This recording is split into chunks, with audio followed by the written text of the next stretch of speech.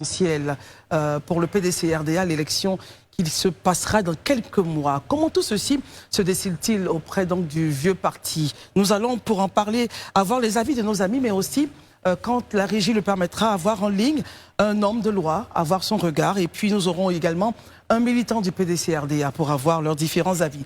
Mais avant de commenter, à Marius Komoé, regardez un peu, commentez un peu cette actualité. Comment est-ce que vous l'avez-vous vécu d'apprendre que Monsieur le Président Tidiane Thiam démissionnait de son poste et donc un intérimaire selon donc les textes et ensuite nommé président par délégation.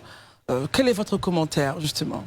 Bon, à dire vrai, rien ne m'étonne, hein, parce que au regard de l'évolution de l'actualité, soit il aurait démissionné de lui-même, soit la décision de justice que tout le monde attend pour ce 15 mai, eh bien, viendrait à l'obliger justement à le faire. Alors, quoi qu'il en soit, il faut noter que, et on a longtemps épilogué sur la situation, ce qui change ici, c'est qu'il devient président délégué. Alors, il prend justement tout le monde à contre-pied. Oui, mais ce poste-là n'existe pas dans les statuts et règlements intérieurs du parti. Mais Marius, attention, essayons de regarder quelque chose. Alors, je lis un point. Le président du PDC-RDA, vu la Constitution de la République de Côte d'Ivoire, vu la loi numéro 93-668 du 9 août 93 relative aux partis et groupements politiques, vu les statuts du PDCI, vu la résolution numéro 1-04-10-2013 portant adoption et application immédiate des modifications des statuts, vu la résolution spéciale numéro 3-06-2013 du 12e congrès ordinaire, donnant pouvoir au président du parti de créer, chaque fois que nécessaire, tout comité ou commission ad hoc à l'effet de rendre plus efficace la gestion du parti. Et le dernier tiret important, vu les nécessités de service, normes, comment est-ce que vous analysez justement ce texte par rapport à votre point de vue que ce poste n'existait pas?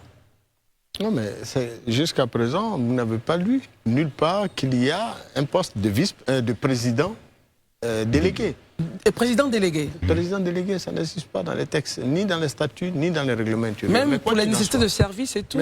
Non, mais ce que vous avez dit, vous dites bien chaque fois que nécessaire. On parle de comité ad hoc. Voilà, on parle de commission ad hoc. On ne parle pas de nomination des présidents délégués. Mais quoi qu'il en soit, le PDCI a un tournant décisif de son histoire parce que le parti, des individus, et je l'ai dit plusieurs fois sur ce plateau, ont tout fait pour en faire de M. Tidiane Thiam un président du parti.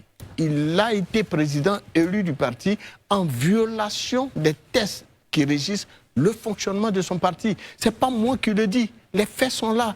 Sinon, il ne serait pas aujourd'hui retiré de la liste électorale.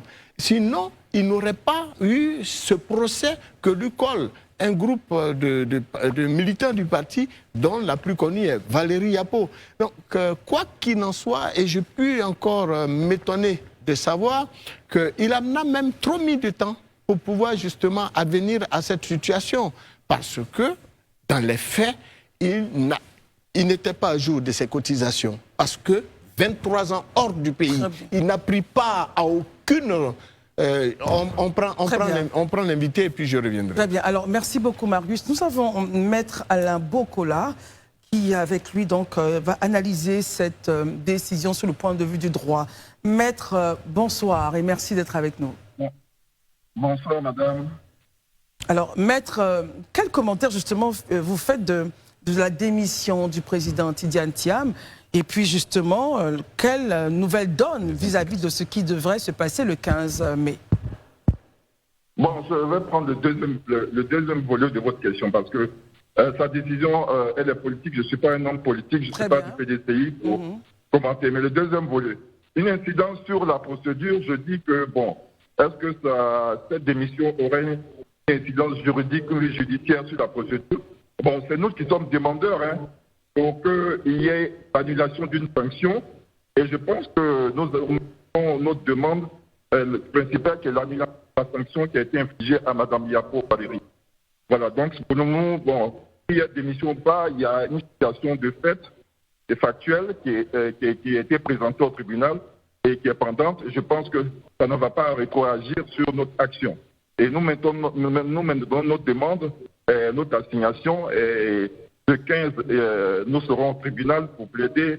La partie adverse a demandé un renvoi, ça a été renvoyé pour toutes les parties, nous allons plaider cette affaire. Je ne pense pas que juridiquement ça ait une influence sur notre action. Voilà ce que je peux vous dire pour le moment. Maître, pour être plus précis, précisez votre pensée, vous dites que cette décision de M. Tidiane Thiam n'a aucune incidence sur le cours du procès. Mais naturellement, sur le plan du droit, sur le plan judiciaire, sur le plan de ce que nous sommes demandés à une action pour annuler une sanction. Parce qu'il faut rester dans le contexte juridico-judiciaire. Vous savez, les gens, ils glissent un peu dans la politique. Nous, moi, je regarde les passions politiques. Je ne rentre pas dans ces passions-là. Un responsable de parti politique a démissionné ou il n'a pas démissionné. Pour moi, peu importe. Ce qui m'importe, c'est que j'ai été saisi comme avocat pour faire annuler une sanction. Dans les conditions, je dis, dans la forme comme au fond, n'y était pas. Donc, c'est ça qui m'a préoccupé. Très bien. Il y a eu une audience la fois dernière, vous êtes tous à l'audience, pour les médias étaient à cette audience. Nous pensions qu'après les conclusions du parquet, et le ministère public, comme on dit, il y aurait eu, l'affaire serait mise en délibéré, mais la partie adverse est venue à notre grand surprise pour solliciter un renvoi comme quoi les pièces qu'on lui avait données, que son client lui avait données, sont insuffisantes. Bon, nous avons marqué notre étonnement et puis, c'est à notre avantage si la partie vient pour dire que ces pièces sont insuffisantes, qu'on lui donne encore du temps de produire d'autres pièces. Bon, c'est à notre avantage, ça veut dire que déjà nous prenons acte, nous avons marqué déjà des points, un avantage. Donc bon, maintenant après ça, il y a eu, sur le plan politique, en interne, moi je dis en interne, un changement, bien quoi. Bon, moi je ne lis pas trop ça, je lis ma procédure, j'ai une procédure pour le 15, où nous devions plaider ce dossier, mais je suis prêt. Ça n'a pas d'incidence. Je vous rassure, ça n'a pas d'incidence. Merci infiniment, Maître Bokala. Merci de nous avoir donné de votre temps pour répondre à cette question. Merci infiniment. Je redis que ça n'a pas d'incidence et nous allons plaider cette affaire. Je ne rentre pas dans d'autres considérations qui sont politiques. Je tiens à se dire aux limites juridico-judiciaires. Très bien. Merci infiniment, Maître. Merci infiniment. Je vous en prie. Merci, au revoir. Voilà. Alors, Marius, comme on l'a tous entendu, le jugement, du moins la décision de M. Tidiane Thiam ne gêne en rien la procédure. Il demande la réintégration par la justice, justement, de Mme Valérie Yapo au bureau politique et ils tiendront jusqu'au bout. Continuez votre Je suis totalement en phase avec lui. Ce qu'il dit n'est que la suite logique de ce que nous avons toujours pensé. Je le disais tantôt, Monsieur Thiam, qui est un brillant cadre reconnu devant l'Éternel, a été absent de la Côte d'Ivoire pendant 23 ans. Et durant les 23 ans, il n'a assisté à aucune activité du PDCI, il n'a été membre d'aucun bureau politique, il n'a pas été à jour de ses cotisations. C'est des faits factuels, c'est une évidence. Et en plus de cela, il n'était pas... Ne s'est-il pas mis à jour justement avant de pouvoir lancer... Voilà. Il s'est mis à jour quand il est revenu. Non, mais, vous vous mettez à jour, certes, mais vous n'avez pas été membre du bureau politique pendant les 10 années précédant votre élection. Bon, même étant président délégué, même étant président délégué, si demain il venait à être candidat au prochain congrès qui pointe à l'horizon, comme le disent aujourd'hui, comme le souhaite le président intérimaire, comment pourrait-il être candidat s'il n'a pas encore son certificat de nationalité? Voilà. Très bien. Daouda, votre commentaire justement sur le nouveau développement politique au niveau du PDC-RDA. Je pense que comme tout le monde, on a assisté hier dans la nuit à la démission de M. Tidiane Thiam. Et dans la foulée, le doyen d'âge, M. Nkoumou Moubio, a pris les rênes du PDCI. Qu'est-ce que ça rappelle de ma part? Déjà, la première des choses, c'est que j'ai envie de donner une citation. Donc je ne connais pas l'auteur, mais le justicier est généralement incompris au moment des faits, mais l'histoire finit par lui donner raison. Qui est le justicier? La justicière ici, c'est Valérie Yapo, qui pendant des mois a attiré l'attention des uns et des autres sur le fait de l'illégalité et de l'illégitimité de Tidiane Thiam. Mais à corps et à cri et en cœur, les gens ont dit non, c'est pas possible, c'est ceci, c'est cela. Les gens sont partis par tous les soubresauts.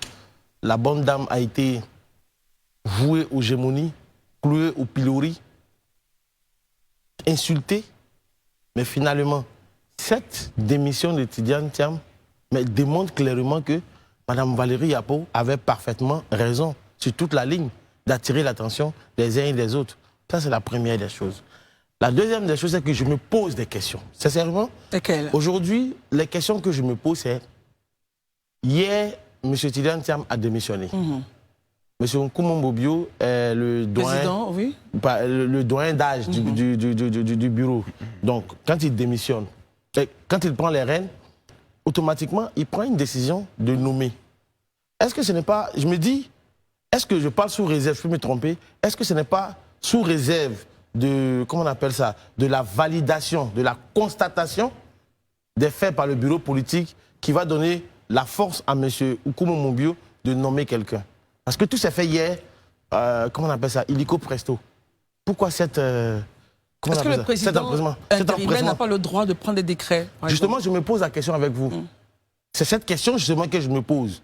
Est-ce qu'il a le droit de nommer M. Tidiane Thiam avant le bureau politique? Maintenant, comme je vois... Qu'est-ce qui vous inquiète en fait? Non, je vais dire, pour mon inquiétude, il ne faudrait pas, parce qu'aujourd'hui, mon souhait, c'est que M. Tidiane Thiam, véritablement, soit dans les règles.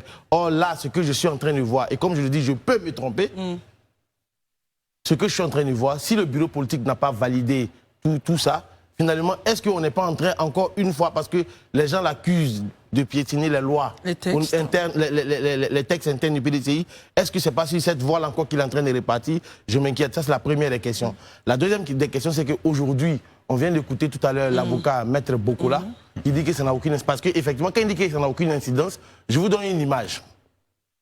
C'est un peu comme Élysée, il vient chez moi à la maison et il me vole 20 millions de francs CFA. Même s'il a été arrêté, qu'il dépose, il rend les 20 millions de francs CFA, mais la justice suit son cours. Parce qu'il y a un délit qui a été commis, ça c'est clair et net. Donc en la matière, il y a eu du faux dans ce qui a été fait dans le cas de Tidiane Thiam.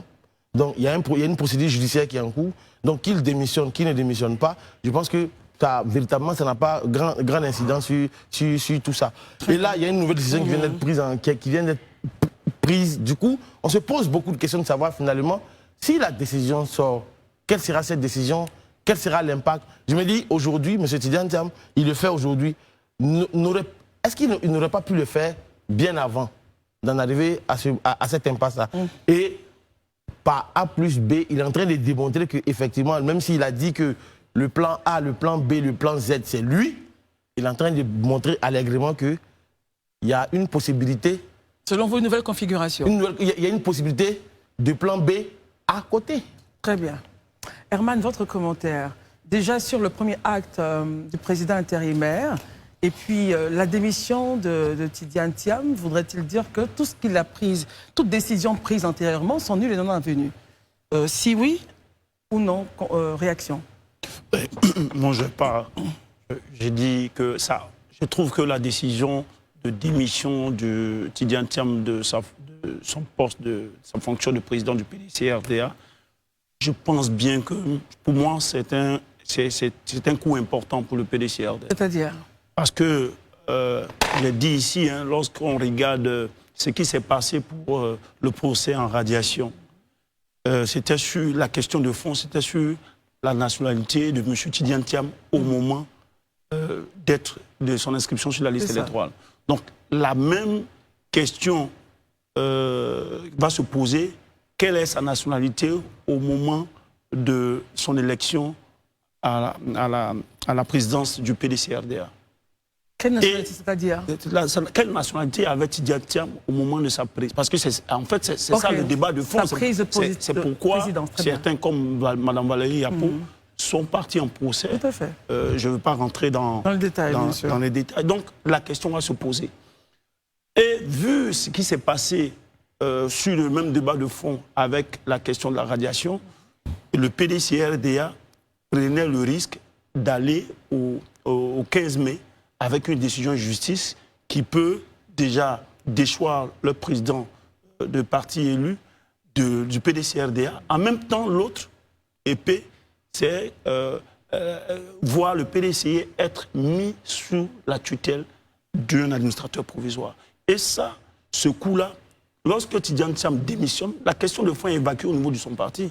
Puisque aujourd'hui, les tests disent, l'article 40 qui dit qu'en cas d'absence ou d'empêchement du président ou de décès ou quoi, ce vide est assuré, est constaté et automatiquement le président, le vice-président le plus âgé prend le pouvoir. Donc M. Oumoubio est dans ce droit qu'il prenne une décision 2 secondes après son intérim qui débute, il est dans son droit. De prendre un décret. Oui. Et puis tout à l'heure, le président par intérim, il est le président du PDC-RDA. Donc lorsqu'il convoque par exemple la Constitution, la loi numéro 93, les statuts du PDC-RDA, la résolution numéro 01 de 2013, et puis cette résolution spéciale du 3 juin 2013, pris au 12e congrès, il crée comme il peut tous les instruments, tous les outils qui pensent normaux. Ils sont en crise, donc ils sont dans ad hoc. Donc quand ils créent un nouveau poste de président délégué, c'est dans ses cordes. C'est dans ses cordes. C'est ce qui est mis ici. Donc moi, personnellement, je trouve que d'abord, ça a été très sage que le Tidjane Thiam montre finalement qu'il n'est pas forcément porté sur la question de... C'est pas sa personne. C'est pas sa personne. Il veut sauver son parti. Ça, cette démarche-là, moi, il faut qu'on le note. Maintenant, pour moi, si j'aurais été à la place de M. Oumoubio, je n'aurais pas nommé président délégué non plus. Pourquoi? Mais ça, c'est mon choix. Mais je veux dire que M. Oumoubio est dans ses droits. Un président, aujourd'hui, l'objectif de M. Tidjane Thiam, il a dit, c'est être candidat, aller à l'élection présidentielle. Donc, il y a d'autres batailles qui existent. Mais j'imagine aussi que M. Oumoubio, monsieur a géré plus ou moins le PDC-RDA, sa rénovation, depuis le décès, depuis le congrès de 2023. Donc, il se permet, en lui donnant, en tant que président délégué, c'est pour lui permettre d'évacuer jusqu'à ce qu'un nouveau congrès électif vienne nommer élire un nouveau président et qui va poursuivre. Donc, pour moi, en tout cas, M. Tidjane Thiam et le PDC-RDA ont su retomber sur leur pied. Très bien, merci beaucoup Herman. Élisée, selon vous, votre analyse déjà sur la démission, et puis quel regard stratégique vous pouvez noter d'une telle décision de nomination du président Thiam comme président délégué justement? Vous savez, quand on parle de la question de M. Thiam, il y a trop de passion qui se lève au sein des opinions. Il faut qu'on la regarde avec beaucoup, je dis, de calme. Pour la regarder avec beaucoup de calme. M. Tidjane Thiam a démissionné, il a fait un communiqué pour expliquer sa démission.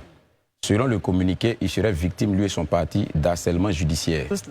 Et qu'on lui aurait même dénié sa nationalité. Chose que moi je trouve assez fort. Parce qu'il n'y a pas longtemps, le ministère de la Justice, à travers l'un de ses directeurs, a fait une conférence de presse officielle et il a été mentionné blanc sur noir qu'il n'est pas apathride, qu'il est totalement ivoirien. Moi, je veux qu'on me montre ici une seule déclaration d'un officiel ivoirien ou de la justice qui a dit que M. Thiam n'est pas ivoirien. Vous savez, la question de la nationalité, elle est tellement délicate, il faut faire très attention. On sait les passions que ça crée dans ce pays, il faut les éviter.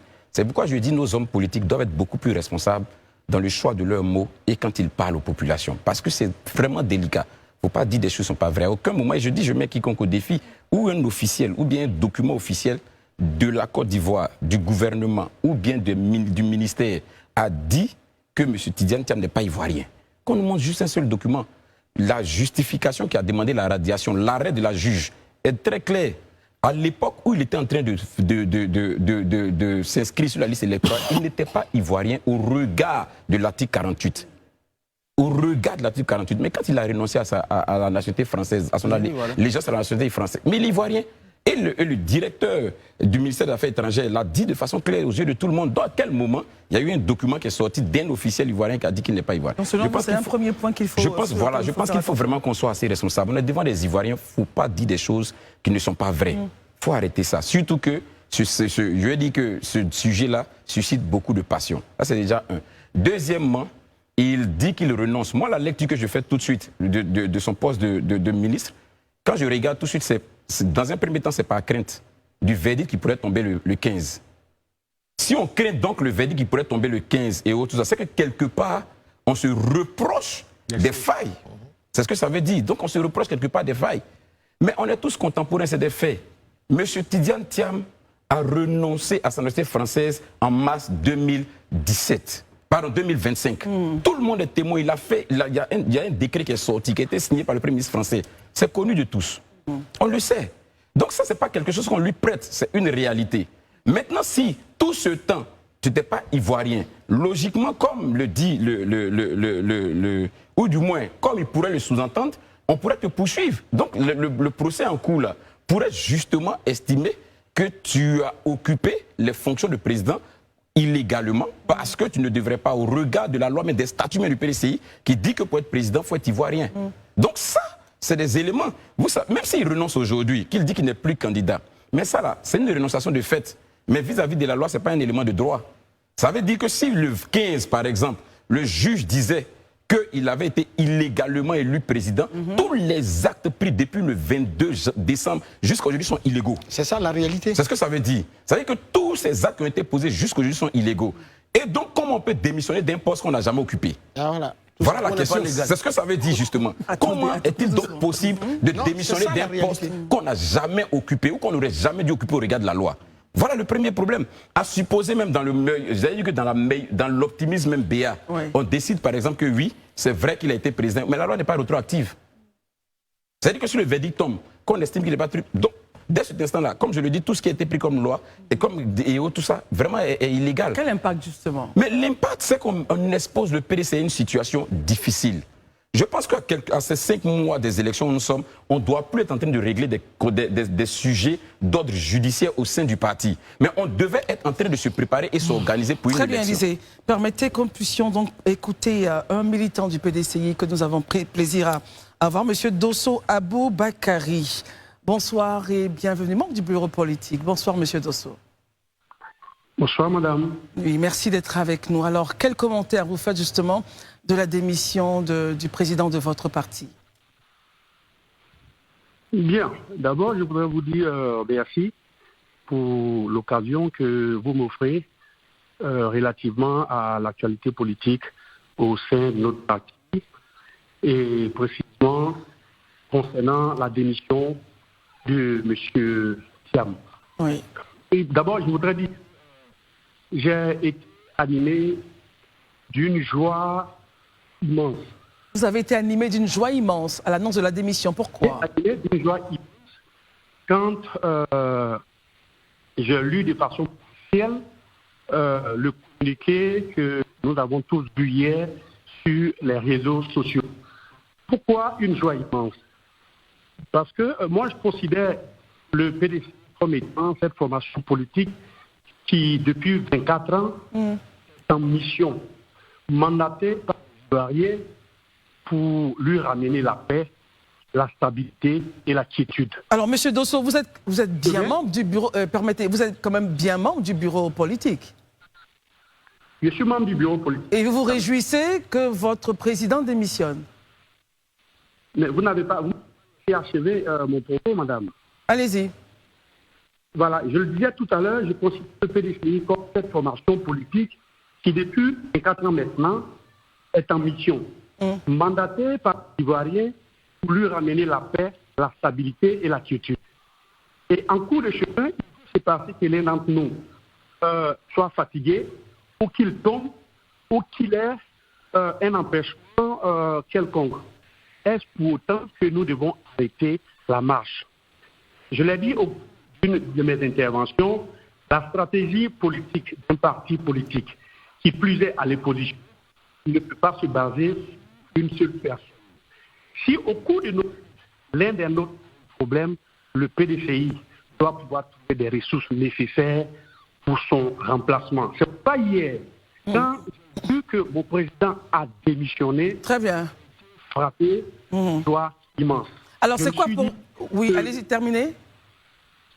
Terminé, on aura 1 minute. Oui, allez-y. C'est ça. Je me suis dit que finalement, le président avait finalement entendu les cris de cœur que nous avons émis pour d'une conférence de presse quand nous avons appelé l'âge de notre parti. Très bien. réunis pour prendre les décisions qu'il faut pour le parti.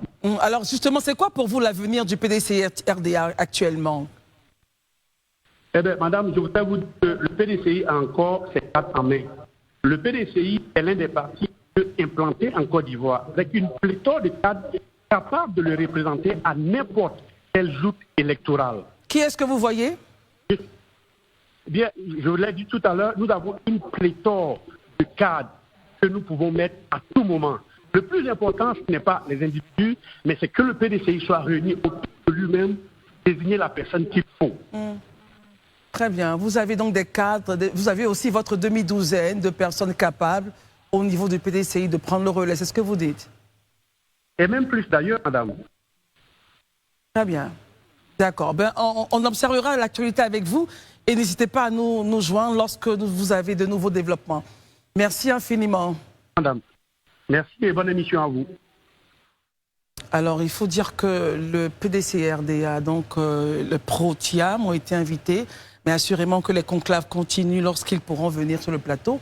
Et nous ferons le plaisir d'être là. On termine, c'était Élisée qui avait la parole et vous aurez le temps de réagir, messieurs. Élisée, on termine rapidement. Voilà, donc je pense que je le disais tout à l'heure, si effectivement la décision de justice venait à annuler cette élection, c'est-à-dire tous les actes pris par M. Thiam depuis le 22 décembre 2023 seront donc considérés comme des actes nuls. Donc ça remettrait vraiment le parti en situation de difficulté. Moi, je pense qu'il faut que, de façon assez apaisée, parce que là, j'ai cru entendre, j'attends confirmation, qu'il y aurait un congrès prévu incessamment, dans les prochaines 48 heures. Mais comment on peut faire un congrès quand la décision n'est pas encore tombée? Vous faites un congrès, vous élisez un président, et puis la décision vient vous dire que ce président est illégal.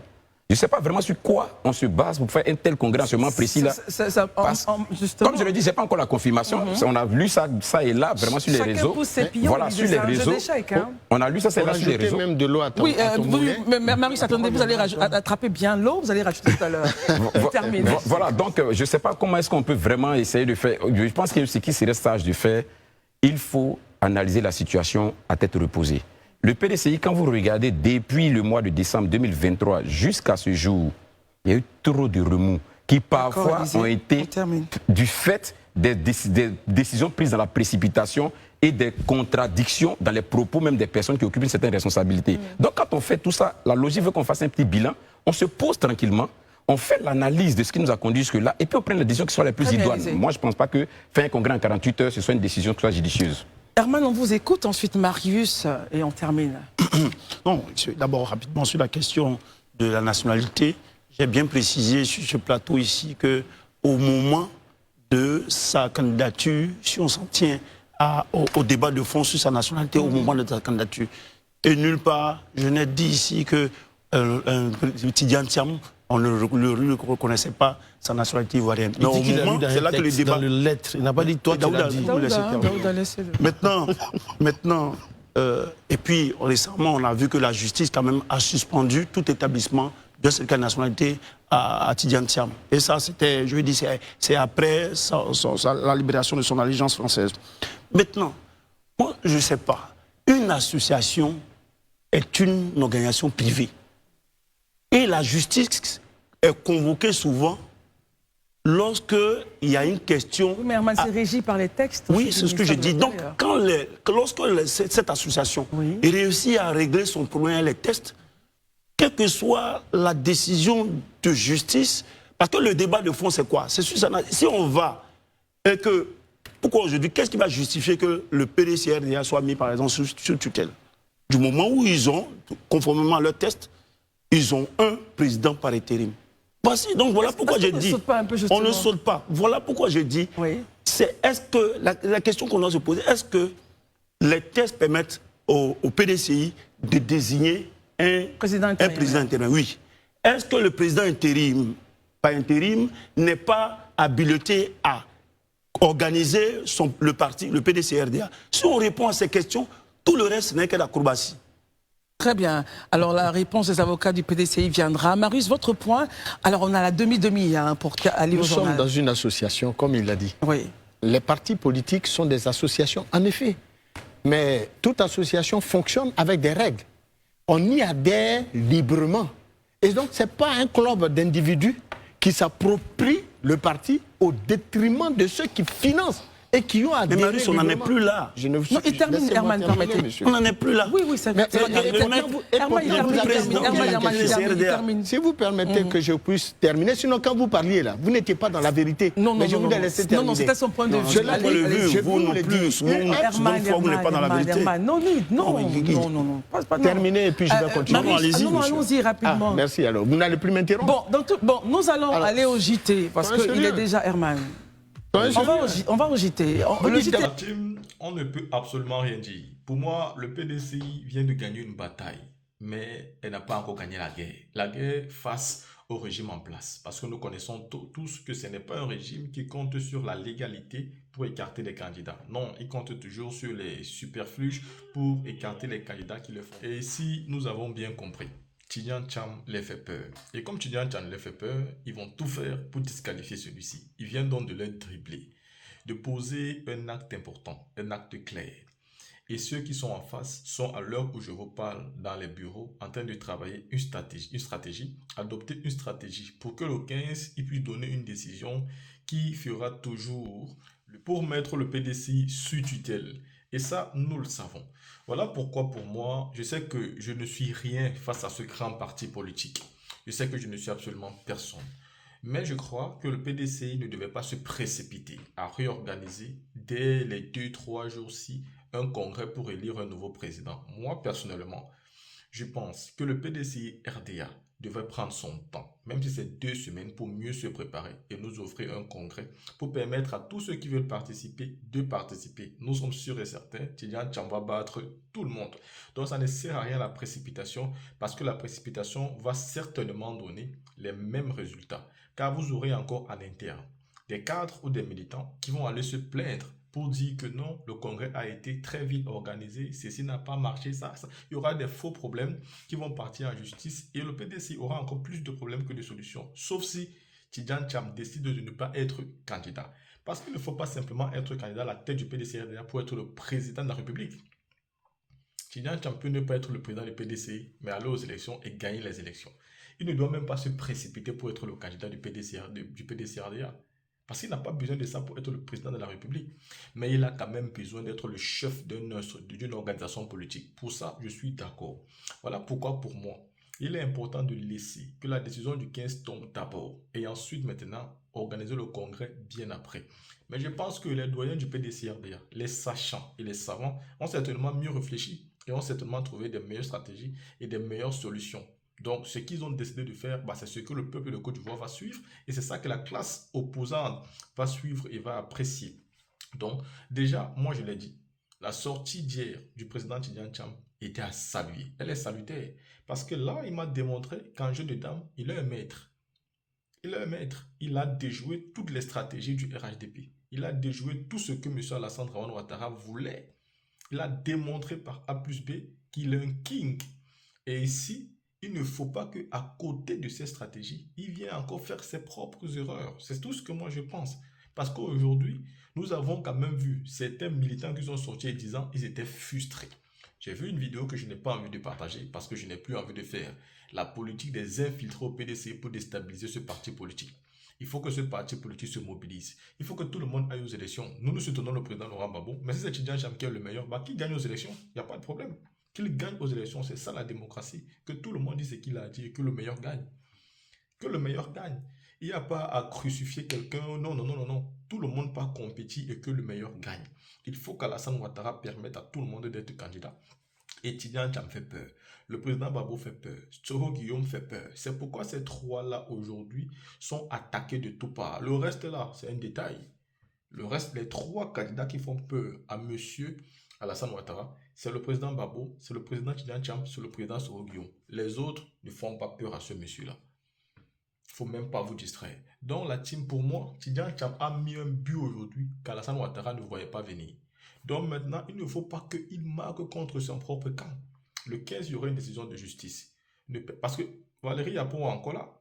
Et elle est toujours militante. Et elle continue à dire qu'elle ne reconnaît pas Tidjane Thiam. J'espère donc qu'en organisant un congrès aussi précipité dans 3 jours, que personne ne viendra dire que vous n'avez pas permis à tous les candidats de se présenter pour X raisons.